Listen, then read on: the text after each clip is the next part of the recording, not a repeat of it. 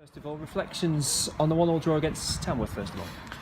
I think at the time we were a little bit flat after the game and frustrated that we didn't take the 3 points, and we perhaps, we did feel that we underachieved performance-wise on the day with less emotion. And a couple of days after, you do realise it was a difficult day for football all around. With the weather being so bad, and away from home at Tamworth, gaining a point is never a bad point. It's a difficult place to go, whilst we still maintain that we can up it again, and play like we have done in recent weeks. Most importantly, though, things are still in your hands as we speak. You have the superior goal difference. That's right. We didn't see that one coming. The midweek game at Harrogate. No disrespect to them, but we thought Salford will probably take the 3 points there. That didn't happen, and so it's come back into our hands. This weekend's game against Trinity, do you see that as a similar sort of game to the one you faced last week, in the fact they're a team that are down there, that are struggling for goals at the moment? People will expect you to get the result. Will you learn anything from last Saturday? Just to be patient, a bit more patience required, and a bit more build-up play, and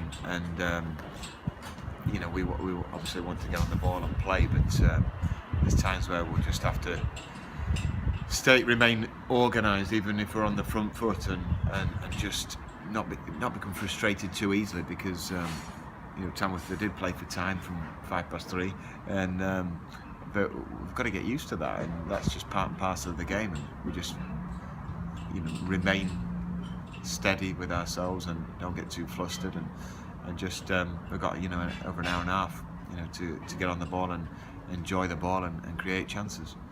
How much of that FA Cup defeat earlier in the season, right at the beginning of the season now, it remains in your mind? Is there a sense of looking to get a bit of revenge this weekend?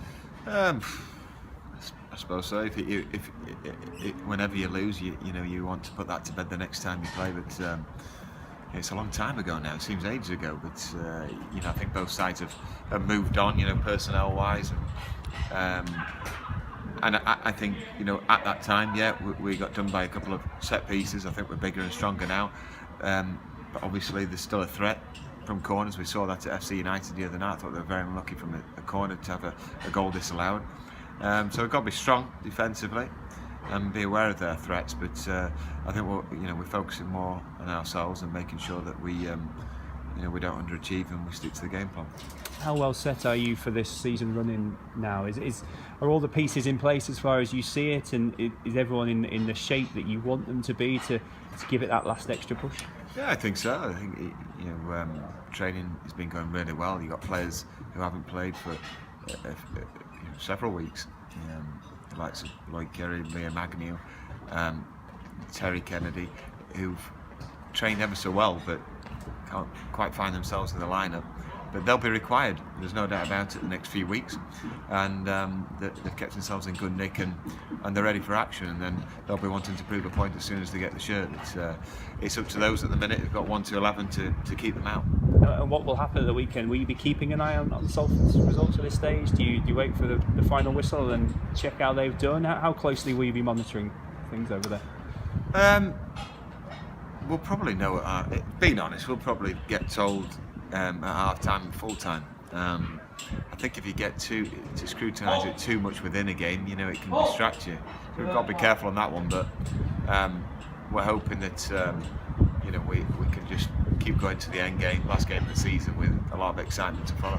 So best of luck at the weekend, Simon. Cheers. Thank you.